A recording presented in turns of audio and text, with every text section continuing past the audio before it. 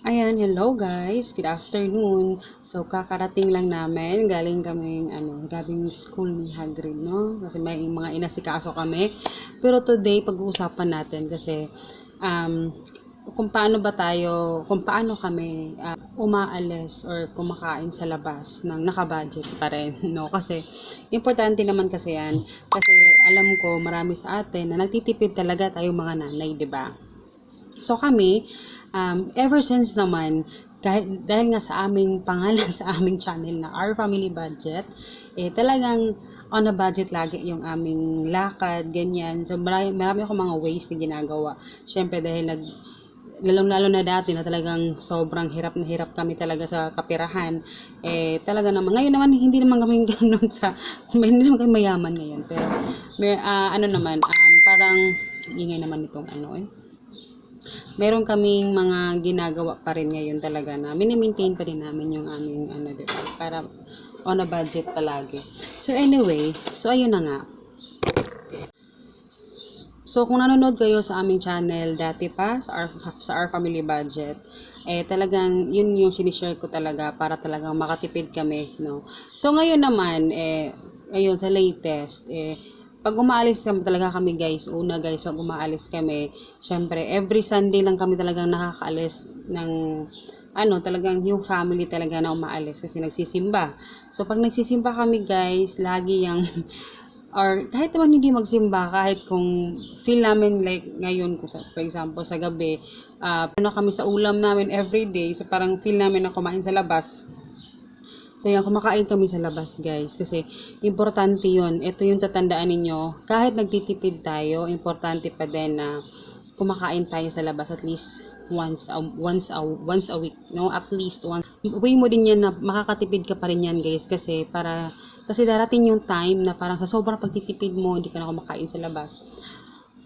Bigla-bigla na lang kayo guys, kakain kayo ng one time big time na malaki yung magagastos ninyo kasi nga darating yung time talaga na mapifeel nyo sarili nyo parang awang-awa na kayo sa sarili ninyo dahil hindi na kayo kumakain sa labas. Tapos promise guys, mapifeel nyo talaga yan, yung may time talaga na gusto mo talagang kumain ng masarap, yung masarap naman yung kinakain natin sa loob ng bahay, yung niluluto natin. Pero syempre may tayo feeling minsan na gusto natin kumain sa labas, 'di ba?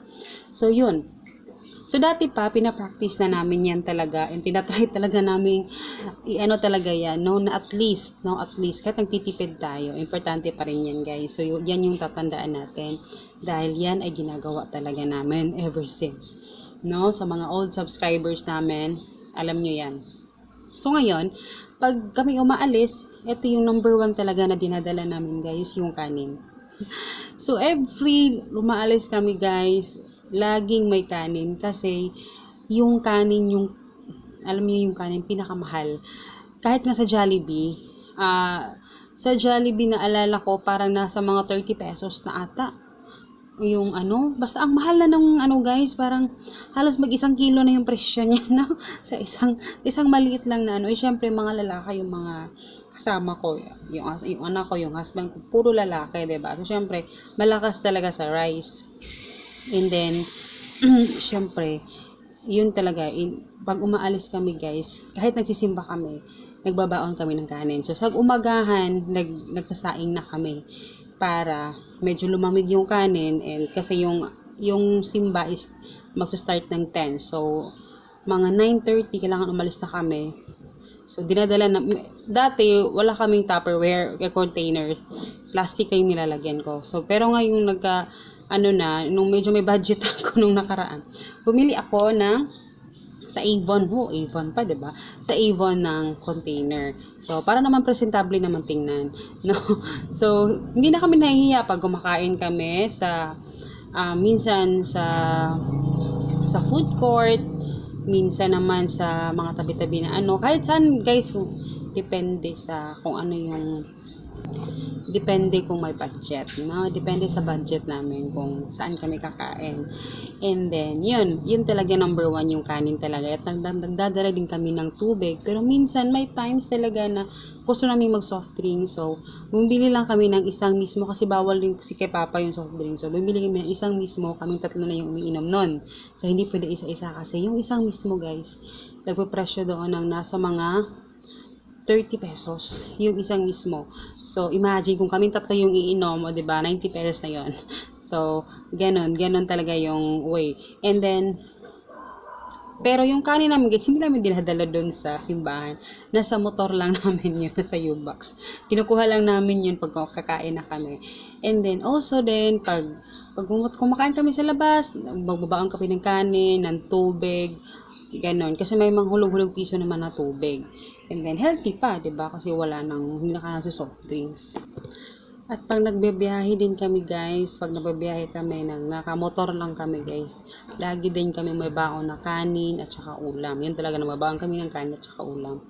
No? So, tapos pumupunta kami guys sa mga libre lang ng mga minsan nagbabayad din naman kami ng pag feel namin pumunta, pero usually pupunta kami sa lugar na yon, like pumunta kami sa mga park, yun, mga libre kasi yun guys, tapos magaganda yung mga park nila doon sa Bukidnon, ganyan, may mga park doon guys na libre, tapos maganda pa siya, pwede ka pang maghiga-higa doon. So nagbabaon kami talaga ng kanin, pero meron din kami nakaset na budget naman doon kasi hindi naman enough yung kanin lang, kasi pag aabutan kayo ng gabi doon or hapon, malamang siya magpapabili din naman ng snacks. So kailangan may budget din kami doon, pero enough lang talaga sa And ito pa pala guys, syempre paglabas namin, dahil yung simbahan namin nasa loob ng mall, paglabas namin guys is arcade na siya. So syempre ako naman, talaga ako guys, pag sinabi ko hindi talaga, pero si Hagrid, bibigyan namin na makapaglaro, 20 pesos na binibigay ko na budget sa kanya, at alam niya yon, at yun lang yung ilalaro niya, yun lang yun.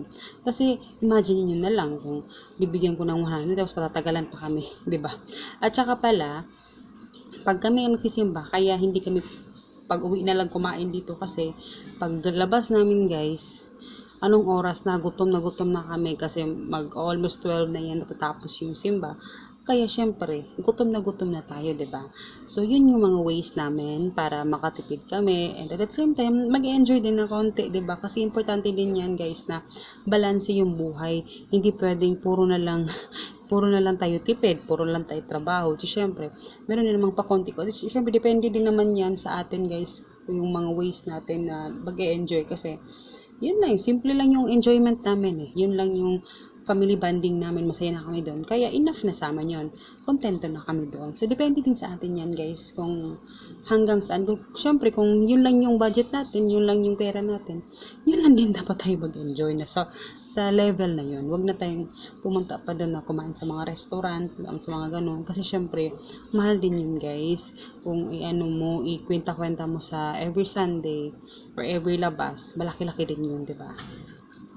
So, yun lang guys. Yun lang. Salamat sa panonood. Bye!